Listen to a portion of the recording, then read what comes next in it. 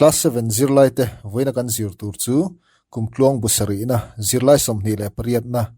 siam tu rem ruati la pusi lal kholiana phu ania kale khabu a hian phek za le somnga na ania in le khabu kha lo ke ve ta ula siam tu rem ruati la hi lalar em thluk po moi tak ania kan zirlai buwa an tel hi kan van nei em a chu wangin thiam ngei tumin kan ngai thlawek anga a hla po hi then khat chuan kan lo thiam to mai theya ala thiam lo te po kan omang chu wangin kan zawa in a hla hi thiam vek kan tum don nia a hla kan zirma hian a phua tu silal kholiana chanchin hi toite han ngai thataila July ni somni le pali sang khazakwa somthum le pasaria rei e kho a apianga anu pui chu thang rekhumi ania November ni sari sang ni le som pakwa jingdar som le minute somnga panga khan kum somria le pathum mi ni in chatuan ramin pansan to ani kum sang khazakwa somruka pusilal kholiana hian BA apasa tuna hian min ladam puin aizol chan marivenga an khosa a kum somria le pangana amang mek ani mizo zinga le khathiam kan nei masak zinga mi ania musician ani baka hlaphua te athiam em a zai mi ani boka chanchin bumi ani boka leng zem le pathian hla chi hrang hrang somli vela phua asaka sakchi a phua baka hian acham chi te po phua telani chung a hlaphua zinga lar tak tak te chu kumsuliam hnu kan nun ngai lai thole thin ti te kan nga Christmas lom na ni kola eng chan ta ti te baka lalpa fakin zai ru ti te sensiari te thuwa om har ti te ni kumsuliam hnu kan nun ngai lai thole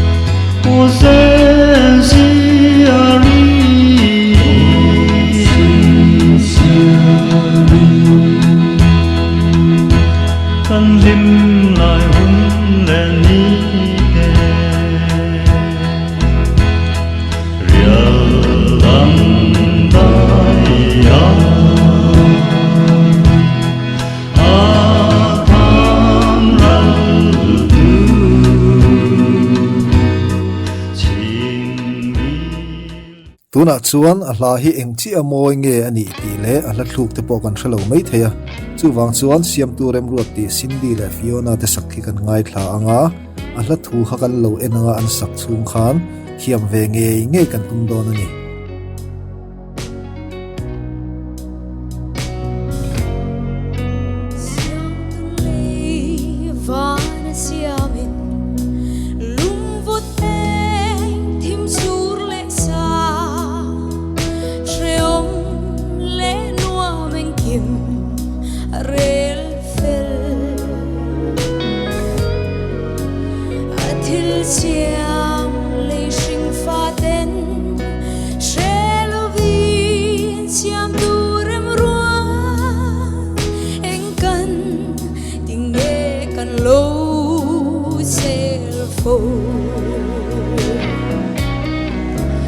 Hunin her zela leishin nun po fule tra sigle sain takara tiani chatni om chung tin an lim reng lo barim tui beran suai kanin chen bang lo ti chuan mo lung lai ri la don chang in shi thiam em mo kan shi lum sak mel hai ang chu tu ma se mo en kan ti ang en kim siang tu rem ruatan nungin kan se maya lo ni hunin her zela leishin nun po fule tral sikle sain takara chatni om chung tin an lim reng lo parim tui beran suai kanin chen bang lo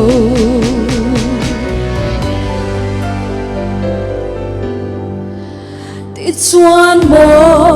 lung lai ri la don chang in she thiam mi mo kan shi nun sak mel hai ang chul tu ma se mo en kan diang en kim siam tu rem ruata nongin kan se maya lo ni hunin her zela leishin nun po fule cha sikle sain takara tiani ni om chung di nan lim reng lo parim tui beran chuan kari chen bang lo parim tui beran chuan kari chen bang lo ole ti kha chuan a hla thluk kan theta a hlamoi tak ani izia po kan tha chiang hleang a hla thu atang po khan enge a soitum enge a thulai mu berte po kan tha thiam hal tura kan ngaya khovela thil om zong zong hi siam tu pathianin a hun le hun ruata ada thlap thlap ang hian thil reng reng hian hun le mun aneya thil thar ron in her chuak hian thil thatak tak in kop rem tur te te hi aron pian chuatir ani in chunga electric bulb ti eng tu hi hrui hnih kan man na chan chu bulb ti eng turin thil pahnih in anglo negative le positive angai tlat ani kan mihring nuna hian eng le thim ruwa sur le nisa khovot le kholum te hi kan thatna tura pathian rem ruat ani a achangin kan lomin kan hlima achangin kan lungaya kan mang ang bok thin siam tu pathian rem ruat anga re theya omte hosa omte kan thiam theinan eng kimin pathian in kan thatna turin ati ti hi siam tu rem ruat hla atanga kan zir tu tam tak zinga pakhat chu ani e hlathu hril fiana hi kan zir ho le loka hring fa te ti chu mi hring te soina ania chiat ni kan ti chuan thi ni van duaina lo thlen ni soina ania that ni kan ti chuan in nei ni te thil lom ni te hi that ni an ti ani lunglai ril ani chuan thin lung chung ril ber soina ania sakmel kan ti chuan kan mel kha kan mai soina ania sel chu soi sel ti na ani chuai ani chuan moina re chul chia soina ania hring nun ani chuan mi hring nun soina ve hrim hrim hla thua man ani ber